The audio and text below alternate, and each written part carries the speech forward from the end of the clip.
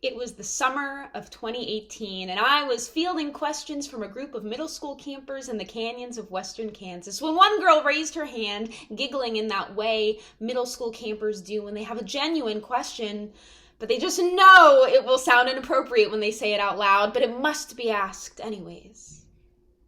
We had been talking about Jesus and about Mary, and about how Jesus was born of Mary, but not of Joseph. And this camper was clearly trying so hard not to say the word sex when she finally blurted out the strangest of euphemisms. But how did Mary do the baby without making the issues? The room erupted in laughter. What had been a calm question box discussion group was now pure chaos. Tears were streaming down the campers' faces, and the counselors were on the floor. I know there are many definitions for joy, but this has got to be one of the best. The moment when your honest question is met, not with a reprimand or with patronizing laughter, but with the communal laughter of friends who have the exact same question as you and who know how hard it is to ask. We find joy in those spaces where we are free to ask questions. What would you have said in that moment? What would you have said to these campers who know the necessary ingredients for making a baby? Campers for whom God is all powerful and can do anything he wants. Would just sound like a cop-out answer. I told them that there is in fact a way to make a baby. There is a process of acting and doing in order to bring a baby into the world. And what a terrible metaphor that would be for God's grace. Because for grace to enter this world, you don't have to do anything. Grace will find its way through the birth canal one way or another. I still like this answer, but the nativity has to have a deeper meaning than that, because I don't think God would simply use Mary for an object lesson. God isn't in the business of using women to prove a point, but God does uplift women to reveal something true about God and about the expansiveness of God's kingdom. Let's look at some of the women God has uplifted, supported, and chosen to tell God's story and the story of God's people. Right from the beginning, you have Eve, who is headstrong and inquisitive and rebellious. Clearly not the kind of woman who has read Ephesians 5 or 1 Timothy. Even more to the point, God chooses women who live on the margins. In the genealogy of Jesus, we have a widowed refugee, a sex worker, a rape victim, and a woman who pretended to be a sex worker so her estranged father-in-law would impregnate her with the child he had tried to prevent her from bearing. So you expect me to believe that Eve, Ruth, Rahab, Bathsheba, and Tamar, women who were in no way paradigms of traditional monogamous heterosexual gender roles, were all building up to an obedient virginal straight girl? Since when has purity been the defining characteristic of God's chosen heroes? Since about 1700 years ago, actually. What we know today as purity culture finds its roots in St. Augustine's doctrine of original sin, which states that sin is passed down from parent to child through the act of conception. This means every human who was born as a result of sexual intercourse is inherently sinful before they're even born. And since Jesus couldn't have been sinful, that means the conditions of his conception needed to be unconventional. The miracle of the virgin birth is that no sin was committed in the making of this Messiah. A lot of men have spoken for Mary, have decided who she is and why she matters. But we find joy in those spaces where we are free to be ourselves. So let's let Mary speak for herself. When the angel Gabriel tells her that she is going to bear a child, her response is, "How can this be? I am a virgin." Except that's not exactly what the Greek says. And even though I've only been in Greek for one semester, it seems like it says something more like, "How can this be? I don't know a man."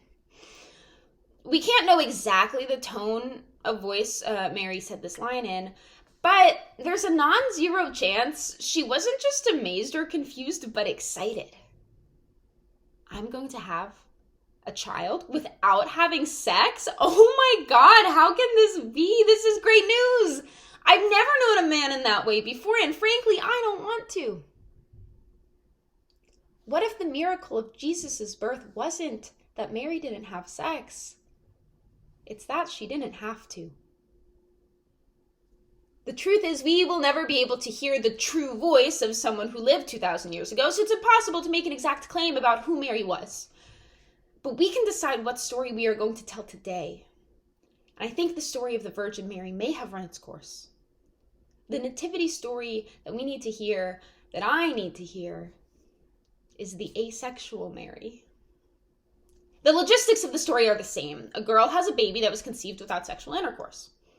But the difference is that the asexual Mary makes a lot more sense in the lineup of other biblical women than the Virgin Mary. The asexual Mary lives on the margins of traditional heterosexual society. When she is asked to bring God into this world, her identity is not sacrificed in the process, which is as powerful an affirmation of queer clergy as any.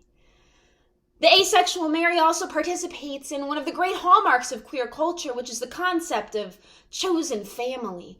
Jesus chooses Mary to be his mother. Mary chooses to accept this invitation and make a home for Jesus in her womb. Joseph chooses to be with a partner who does not follow the traditional job description of a wife and mother, and chooses to raise the child who is not biologically related to him as his own. I am a queer woman. I identify as bisexual, and I also identify on the asexual spectrum. For me, this means I am not physically attracted to bodies. At sleepovers in middle school and high school, I felt so left out when all the other girls talked about which boys they had crushes on and how hot they were, because I would look at these same boys and feel nothing, but I would also look at girls and feel nothing. Movies and magazine ads feature women and men half naked, and that's never done anything for me. I would always feel awkward when my friends would swoon at professional athletes or famous movie stars. But I loved to fall in love. I always have. And once I would really get to know someone and form an emotional bond with them, I would suddenly feel like maybe I understood what other people have been talking about this whole time. This is an experience that people have come to describe as demisexual. One point on the asexual spectrum, one point of many on a rainbow of valid experiences and beautiful identities. My partner and I may have a biological child or two, but regardless, we will adopt. The asexual Mary and her blended family includes all her son's friends who left their homes to follow him. At his execution, Jesus turned to one of his friends and told that friend that Mary was their mother now. Not just like a mother, but this is your mother. And that friend took Mary into their home. The gospel is so full of what we recognize today to be queer culture. And because of that, the gospel is so full of joy. God chose Mary to tell God's story. Mary reveals something powerful about God in her own words when she says, "He has brought down the powerful from their thrones and lifted up the lowly. He has filled the hungry with good things and sent the rich away empty." Mary is a badass who reminds us that God will always choose the side of justice, the side of the oppressed, the side of the marginalized. But Protestants don't like talking about Mary, in part because of the whole virginity thing. And fun fact, it's not just Mary. According to Catholic mythology, it's all the women in Mary's lineage, because Mary also had to be born without sin, which meant her mother was asexual, and her mother before her, and her mother before her. So Jesus was just raised by an intergenerational family of asexual women. The asexual Mary allows us to reclaim the story of the Mother of God without perpetuating purity culture and gender expectations and sexual expectations. The asexual Mary brings the gospel into our world without doing anything to make it happen. All she had to do was be herself.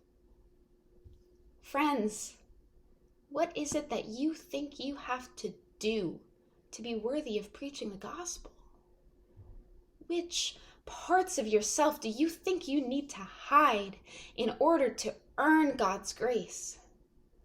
This Advent season, let the Asexual Mary guide your steps. She is the patron saint of all that is queer, all that is genuine, all that is joyful.